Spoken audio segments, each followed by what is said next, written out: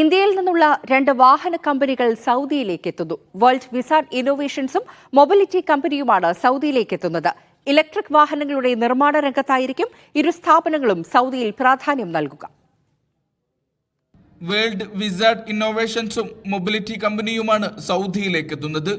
സ്ഥാപനങ്ങൾ സൗദിയിലെത്തുന്നത് ഇലക്ട്രിക് വാഹനങ്ങളുടെ നിർമ്മാണങ്ങൾക്കായാണ്. 2 ചക്രം, 3 ചക്രം, 4 ചക്ര വാഹനങ്ങളുടെ നിർമ്മാണത്തിലായിരിക്കും ഇന്ത്യൻ കമ്പനികൾ സൗദിയിൽ പ്രവർത്തിക്കുക.